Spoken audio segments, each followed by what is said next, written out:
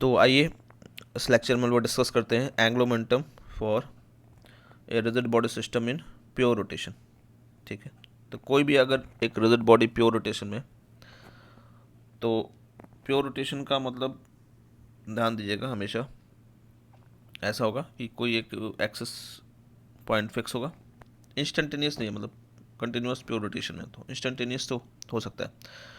किसी और कंडीशन में भी, पर अगर ऐसे प्योर रोटेशन है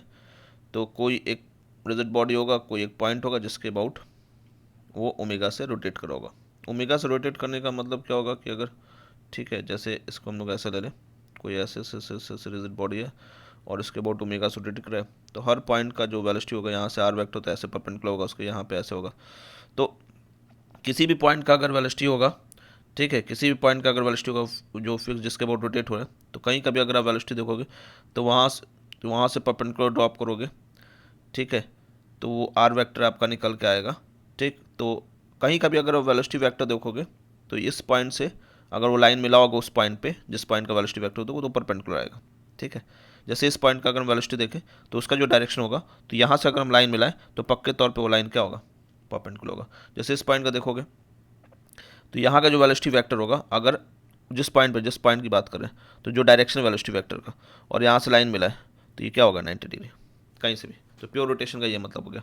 ठीक है, कि कोई भी अगर रिजिड बॉडी है, अगर वो प्योर रोटेशन में है तो जिस पॉइंट के अबाउट प्योर रोटेशन में है, ठीक है, उस पॉइंट से अगर हम किसी भी पॉइंट पे मिलाएं, ठीक है, और वहाँ का वेलोसिटी वेक्टर से देखें तो वो जो लाइन है वो 90 डिग्री बनाएगा, जिसका मतलब वो सिस्टम क्या है, उस पॉइंट के अबाउट प्योर रोटेशन में है, उस पॉइंट के अबाउट प्योर रोटेशन। जैसे यहाँ का पॉइंट है, अगर हम यहाँ का पॉइंट मास है हम ऐसे मिलाएं, ठीक, और उस पॉइंट मास का वेलोसिटी देखें तो दोनों के बीच का एंगल अगर 90 डिग्री आ रहा है तो वो उस पॉइंट के अबाउट हर एक पॉइंट का ऐसे ही दशा होगा। तो प्योर रोटेशन का मतलब यही है कि किसी पॉइंट से मिला है, यहाँ कोई पॉइंट है, ठीक है, यहाँ से अगर हम ऐसे मिला रहे हैं, ठीक, यहाँ से अगर हम ऐसे को मिला रहे हैं और उस पॉइंट का हम वेलोसिटी देख रहे हैं तो दोनों के बीच में एंगल 90 डिग्री आएगा, तो इसका मतलब वो सिस्टम क्या है, प्योर रोटेशन में। क्लियर है, कोई दिक्कत? ठीक, तो प्योर रोटेशन एक इस तरह से समझ सकते हैं, जिस पॉइंट के अबाउट से अगर हम किसी पॉइंट मास को लाइन मिलाएं और उस पॉइंट मास का जो वेलोसिटी है उस लाइन के साथ 90 डिग्री बनाए तो उस पॉइंट के अबाउट प्योर रोटेशन है। ठीक है, और उसके अबाउट प्योर रोटेशन होगा तो उसका एंगुलर वेलोसिटी होगा क्या, ओमेगा। तो यहाँ पे भी यही केस हम ले लेते हैं, एक रिजिड बॉडी है जो इस पॉइंट के अबाउट प्योर रोटेशन में है और ओमेगा उसका एंगुलर वेलोसिटी। ठीक है, यानी उससे एंगुलर वेलोसिटी ओमेगा से रोटेट कर रहा है बॉडी। ठीक है, वो पॉइंट फिक्स है, उस पॉइंट का कोई वेलोसिटी नहीं होगा। अगर प्योर रोटेशन में है तो जिस पॉइंट के बाद प्योर रोटेशन में है उसकी नेट वेलोसिटी क्या होती है, उसकी नेट वेलोसिटी जीरो होती है, ध्यान दीजिएगा। ठीक है, नेट वेलोसिटी क्या होती है उसकी, जीरो। कोई दिक्कत? कोई दिक्कत नहीं। तो ओमेगा अगर आपको दिया हुआ है कि कोई body rigid body pure rotation में है और जिस पॉइंट के अबाउट प्योर रोटेशन में है उसका एंगुलर वेलोसिटी दिया हुआ है ओमेगा। ठीक है, और उस एक्सिस के अबाउट अगर मोमेंट ऑफ इनर्शिया दे दिया पूरे सिस्टम का, क्या दे दिया, आई। ठीक, तो हम लोग को क्या निकालना है, एंगुलर मोमेंटम। ठीक, तो जब भी अगर फिक्स्ड एक्सिस है तो हम एंगुलर मोमेंटम उसी एक्सिस के अबाउट निकालेंगे। ठीक है, अब इस केस में वही चीज़ देखते हैं हम लोग कि थोड़ा इसको बड़ा कर लें। ठीक, इस केस में हम लोग देखते हैं तो जैसे इस पॉइंट के अबाउट है, हम कोई एक पॉइंट पी ले लेंगे जिसका मास एम है। क्यों ऐसा क्यों करें, क्योंकि हमको एंगुलर मोमेंटम किसका पता है, केवल पॉइंट मास का पता है, फॉर्मूला ड्राइव किए थे हम लोग, और तो अभी तक किसी का ड्राइव नहीं किया। हाँ किए हैं, रिजिड बॉडी किए हैं, तो फिलहाल हम लोग जो मास्टर फॉर्मूला है पॉइंट मास के लिए उसी को लेकर चलेंगे कि कोई भी अगर पॉइंट मास है, अगर वो वी वेलोसिटी से जा रहा है तो किसी दूसरे पॉइंट से उस इंस्टेंट पर अगर वो वेक्टर आ रहा है तो उस पॉइंट मास का एंगुलर मोमेंटम इस वाले पॉइंट के about r cross m v होगा। ये हमारे दिमाग में घुस गया है क्योंकि हम लोग ये डराइव कर चुके हैं बाय द डेफिनेशन कि torque is responsible for change in angular momentum. उसी मास्टर फॉर्मूले को यूज़ करेंगे सारे जगह। ठीक है, इसी से हम लोग को पता ही है, समेशन आता है, इंटीग्रेशन आता है, तो डरना क्या बात है, पॉइंट मास लेके चलेंगे, फिर सारे मास को सबमिट कर देंगे, आ जाएगा हमारे पास। वेक्टर है, वेक्टर सुपरपोजिशन लॉ फॉलो कर रहा है इस केस में, तो हम लोग उसको फॉलो करा देंगे। आइए वेक्टर एडिशन करा देंगे। तो आइए हम लोग यहाँ पे पॉइंट मास ले लिए और उसका मास m ले लिए, उसका वेलोसिटी कैसे निकालेंगे, ओमेगा पता है, यहाँ से आर वेक्टर, तो वेलोसिटी क्या जाएगा, ओमेगा क्रॉस आर, यानी v क्या जाएगा। ठीक है, क्लियर है, ओमेगा ऐसे है, एंटी क्लॉकवाइज आउटवर्ड होगा। ठीक है, आर ऐसे, तो आउटवर्ड क्रॉस आर, तो डायरेक्शन ऐसे हो जाएगा, ठीक है, कोई दिक्कत नहीं। तो अब हमारे पास इस पॉइंट के अबाउट हम एंगुलर मोमेंटम निकालेंगे, जो फिक्स होता है उसी के अबाउट निकालेंगे, ठीक है, क्लियर है, कोई दिक्कत नहीं, ठीक। तो इस पॉइंट के अबाउट निकालेंगे, तो इस पॉइंट का आर वेक्टर हमको पता चल गया, वी वेक्टर पता चल गया, तो रख देंगे r cross r dash, r cross m b हम लोग का फॉर्मूला होता है, तो r cross m v, v की वैल्यू ओमेगा क्रॉस आर है, ठीक है। यहाँ स्केलर ट्रिपल प्रोडक्ट अप्लाई करेंगे। स्केलर ट्रिपल प्रोडक्ट जानते हैं, जैसे कि मान लीजिए a cross b cross c ऐसे है, ठीक है, एक एक पेयर ब्रैकेट में बाहर वाला, तो क्या होता है इसका फॉर्मूला जो होता है, इससे डॉट प्रोडक्ट, यानी फर्स्ट वाले लास्ट वाले से डॉट प्रोडक्ट लेगा, जो बाहर वाला है वो सेकंड वाले से डॉट प्रोडक्ट लेगा ब्रैकेट के अंदर वाला, a dot C into b ऐसे, यानी ये स्केलर हो जाएगा डॉट प्रोडक्ट है, तो यानी बी का कोफिशिएंट ये हो जाएगा माइनस, ठीक है, फिर इससे डॉट प्रोडक्ट लेगा सी का कोफिशिएंट निकालने के लिए, ए डॉट बी इंटू सी, ये सी वेक्टर का कोफिशिएंट हो जाएगा,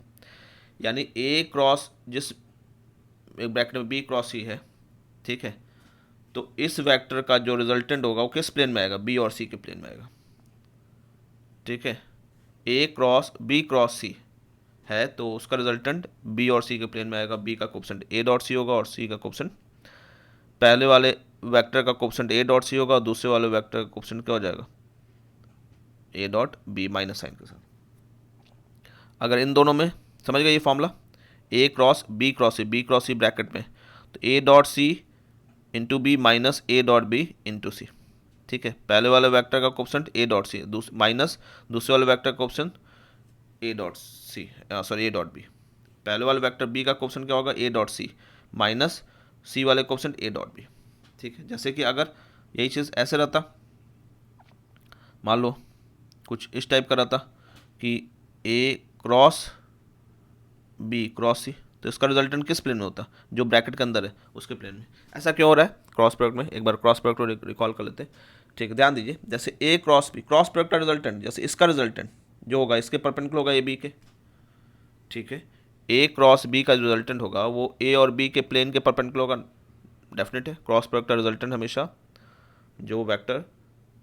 मतलब प्रोडक्ट में जा रहा है उनके प्लेन के परपेंडिकुलर होगा, तो ए बी का जो ए क्रॉस बी का रिजल्टेंट ए और बी के प्लेन के परपेंडिकुलर होगा, ठीक है। अब ए और बी के परपेंडिकुलर है, ठीक, तो जो वेक्टर आ रहा है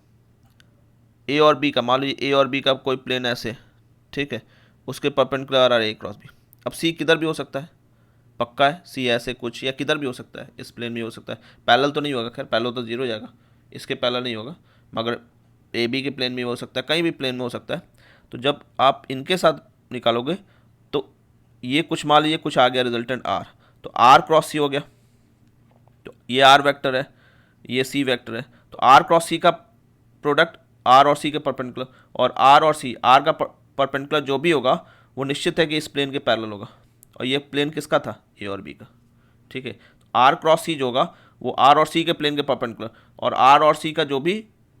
आर के परपेंडिकुलर जो भी होगा, आर और सी दोनों के परपेंडिकुलर, तो आर के परपेंडिकुलर जो भी होगा वो इस प्लेन के पैरेलल होगा, तो यानी इस प्लेन के पहले यानी ए बी के पैरेलल, तो यानी ए क्रॉस जो ब्रैकेट वाला चीज़ है उसके, तो ए क्रॉस सी जो होगा, तो ए बी ब्रैकेट में था तो उस ए बी के प्लेन में ही लाई करेगा, ए बी के पैरेलल प्लेन में, ठीक है। अगर कुछ ऐसा रहता कि ए क्रॉस सी तो किस में लाई करता, जो ब्रैकेट वाले में उसके प्लेन में, ठीक है। तो ये वाला फॉर्मूला बता दिए, अब यही चीज़ अप्लाई कर देंगे यहाँ पे, तो ये चीज़ है हमारे पास, ये फर्स्ट वेक्टर ए है और ये बी क्रॉस सी, ठीक है। तो बी का कोफिशिएंट क्या होगा, ए डॉट सी यानी आर डॉट आर, एम तो कॉन्स्टेंट ही था एम ओमेगा, ठीक है, और सी का कोफिशिएंट क्या होगा, इसका कोफिशिएंट ए डॉट बी यानी r dot omega minus sign के साथ, और ये सी बार आ जाएगा एम आर, ठीक है, क्लियर है, वही फॉर्मूला, ये एम तो कांस्टेंट तो हमेशा मल्टीप्लाई रहेगा, उससे कोई दिक्कत नहीं, ये आ गया आपका, ठीक है, ए क्रॉस सी, ठीक, तो A dot C into B, ठीक, A dot C into B और फिर A dot B into C, ठीक है। अब ध्यान दीजिए R dot R mod R का स्क्वायर हो जाएगा, तो ये होगा एम आर स्क्वायर ओमेगा, ये एल पी निकालना अभी हम एंगुलर मोमेंटम पी का ही पॉइंट मास का, और आर डॉट ओमेगा, ध्यान दीजिए एंटी क्लॉकवाइज ओमेगा है तो ओमेगा आउटवर्ड होगा, और आर ऐसे इस प्लेन में, ठीक है, रिजिड बॉडी के लिए ऐसे, और एंटी क्लॉकवाइज है ये, आउटवर्ड होगा, तो दोनों के बीच का एंगल 90 डिग्री, तो आर डॉट ओमेगा क्या हो गया 0, आर डॉट ओमेगा क्या हो गया 0, ठीक है, ऐसे से रोटेट करना, ठीक। तो ये था जिसके लिए आर डॉट ओमेगा क्या हो गया 0। तो आपके पास क्या आ गया फॉर्मूला, ध्यान दीजिए, तो m are square omega, m are square omega आया, तो ठीक है, एम आर स्क्वायर ओमेगा आया। ये क्लियर है ना आप लोग, आर डॉट ओमेगा 0, इसमें कोई कन्फ्यूज़न नहीं ना, ठीक है, रिजल्ट बॉडी के लिए, क्योंकि ओमेगा जो होगा आर वेक्टर के परपेंडिकुलर, जैसे आप समझिए, मान लीजिए कोई भी ऐसे 3D बॉडी है, ठीक, और इस पॉइंट के अबाउट अगर मान लीजिए ये एक्सिस, तो एक्सिस हमेशा ऐसे आउटवर्ड रहेगा, ठीक, ऐसे एंटी क्लॉकवाइज जा रहा है, इन मतलब ऐसे ठूसा रहेगा, 3D बॉडी रहेगा तब भी कोई दिक्कत नहीं, आप उसका टेंशन मत पालिए, 3D बॉडी पूरा एक्सिस जा रहा है, ठीक है, पूरा एक्सिस ऐसे जा रहा है, जैसे हम ऐसे बनाएं कुछ 3D बॉडी, मान लीजिए कि हम कोई ऐसा रेगुलर 3D बॉडी बना दें, जैसे कि हम आपको क्यूबॉइड बना दे रहे हैं इस टाइप से, ठीक है, ताकि आपको समझ में आए, ठीक। अब मान लीजिए यहाँ कोई एक्सेस, तो ये एक्सेस पूरा ऐसे अंदर तक ऐसे गया हुआ है, पेनिट्रेटेड है। अब कहीं से भी आप देखोगे, मान लो कोई पॉइंट वहाँ से, आप कहोगे सर कि इस पॉइंट में ये एक्सिस का पूरा पॉइंट है, ठीक है, जैसे इस पॉइंट को देखेंगे तो आर वेक्टर इस पॉइंट से लेंगे, अगर यहाँ का देखेंगे बाहर वाले फेस का देखेंगे तो आर वेक्टर हम इस पॉइंट से लेंगे, ये वही पॉइंट है, ठीक है, समझ रहे बात को ना। तो आर ये ओमेगा का डायरेक्शन ऐसे हो जाएगा, ठीक, और आर वेक्टर हमको यहाँ से यहाँ जहाँ भी देखना होगा, मतलब इस बीच में कई पॉइंट देखेंगे तो वहाँ से ये पॉइंट ही पॉइंट है हर जगह, ठीक है, जिस भी पॉइंट के अबाउट अगर हमको आर वेक्टर देखना होगा तो वो एक्सिस, बात समझ लो ना, वो मतलब 3D बॉडी के वो एक्सिस पूरा ऐसे पास कर रहा है। तो हम लोग ऐसा नहीं कि अगर साइड से देखो तो ऐसा नहीं, जैसे ये साइड से देख रहे हो क्यूब को ऐसे, ठीक है, मान लो ऐसे हम साइड से देख रहे हैं, इस साइड व्यू देख रहे हैं और एक्सिस ऐसे पास कर रहा है आउटवर्ड, तो अगर हमको यहाँ पे कहीं मान लो देखना होगा पॉइंट, तो ये आर वेक्टर, यहाँ का कहीं पॉइंट देखोगे तो ये आर वेक्टर, तो हमेशा ओमेगा के परपेंडिकुलर है, ठीक है, किसी एक इस वाले पॉइंट से ही नहीं आर वेक्टर देखेंगे, ठीक है, क्योंकि ये एक्सिस ऐसे पास कर ना, तो हर एक के लिए जैसे हम इस मतलब यहाँ का मास देख रहे हैं तो ये प्लेन हो गया हमारा, ठीक, तो ये पॉइंट हो गया, तो ये आर वेक्टर, यहाँ का पॉइंट मास देखेंगे तो ये आर वेक्टर, कहीं का भी देखेंगे तो वो एक प्लेन आ जाएगा कट के, क्रॉस सेक्शन देखेंगे तो क्रॉस सेक्शन में जहाँ पे कटेगा वो क्या हो जाएगा, हम लोग उसको हमेशा एक प्लेनर बना के देखेंगे, जिस भी पॉइंट पर देखेंगे तो उससे हम लोग वहाँ पे जो एक्सिस जा रहा है वो पॉइंट और वो पॉइंट का एक प्लेन काट देंगे एक्सिस के परपेंडिकुलर, ठीक है, एक्सिस के परपेंडिकुलर, तो वहाँ से वो आर वेक्टर आ जाएगा, तो ओमेगा क्या हमेशा क्या रहेगा वो परपेंडिकुलर, क्लियर है, ठीक है, हमेशा एक कोई फिक्स्ड पॉइंट नहीं है, पूरा एक्सिस का पॉइंट है, ठीक है, ये पूरा एकदम ऐसे एक्सिस जा रहे हैं यहाँ पे, ठीक, ऊपर तक ऐसे आउटवर्ड, ठीक है, इसको हम क्रॉस से डिनोट कर रहे हैं, ठीक है, तो आउटवर्ड पूरा एक्सिस जा रहे हैं, एक पॉइंट नहीं है, मतलब ये हम जैसे अगर वो पॉइंट हमारे जैसे वो एक्सिस और ये जैसे आपका ये सीट है, तो इस सीट में अगर ये पॉइंट है तो ये 2D टाइप दिख रहा है, अगर मान लीजिए हम उस 3D बॉडी में कहीं भी कोई पॉइंट लेंगे तो वो पॉइंट, और हम लोग क्या करेंगे, वो पॉइंट को एक ऐसा प्लेन काटेंगे जो एक्सिस के परपेंडिकुलर होगा, वो पॉइंट से पास कर रहा है, ठीक है, तो अब वो एक्सिस, वो प्लेन जहाँ पे एक्सिस को कट कर रहा है वही वो पॉइंट हो जाएगा फिर दूसरे वाले केस के लिए, ठीक है, दूसरे वाले केस के लिए ऐसे फिर वो आर वेक्टर हो जाएगा, समझ रहे बात को, ठीक है। तो हर पॉइंट मास के लिए एक पॉइंट आपको मिलेगा उस प्लेन में जहाँ से एक्सिस पास करा है, ठीक है,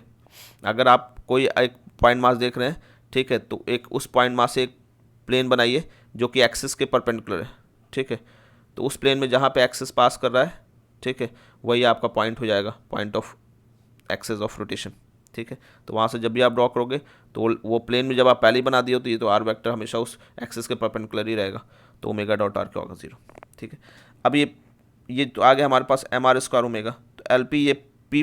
पॉइंट मास के लिए था, ठीक है, पी पॉइंट मास के लिए था, तो हम पूरे सिस्टम के लिए निकालना चाहते हैं तो समीशन निकाल दें, ठीक है, समेट कर देंगे, तो समेट कर देंगे तो क्या आ जाएगा, समीशन ऑफ एल पी, ठीक है, यानी एम आर स्क्वायर ओमेगा का समीशन, ओमेगा कांस्टेंट है पूरे सिस्टम के लिए, ओमेगा बाहर जाएगा, यानी summation of M R square, summation of M R square क्या होता है, moment of inertia, summation of M R नहीं है, summation of M R square, तो summation of M R square क्या होता है, मोमेंट ऑफ इनर्शिया, किसके अबाउट आ रहा है ये, उस एक्सिस ऑफ रोटेशन के अबाउट, ठीक है, तो यानी उसके अबाउट हमको मोमेंट ऑफ इनर्शिया पहले दिया हुआ आई, तो summation of M R square क्या हो जाएगा आई, तो एंगुलर मोमेंटम क्या हो जाएगा उससे एक्सिस के about, L equals to I omega, omega क्या है एंगुलर वेलोसिटी है, आई क्या है जिस एक्सिस का अबाउट रोटेट हो रहा है उसका मोमेंट ऑफ इनर्शिया, तो एंगुलर मोमेंटम क्या हो गया आई ओमेगा, क्लियर है? चलिए, तो ये लेक्चर ये रोकते हैं। नेक्स्ट लेक्चर में लोग,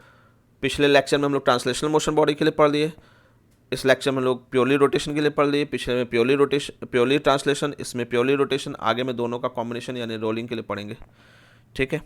तो नेक्स्ट लेक्चर में हम लोग रोलिंग बॉडी के लिए देखेंगे। कोई रिजिड बॉडी है, रोलिंग मोशन में है, तो उसमें किसी एक्सिस के अबाउट एंगुलर मोमेंटम क्या होगा। ठीक है, तब तक के लिए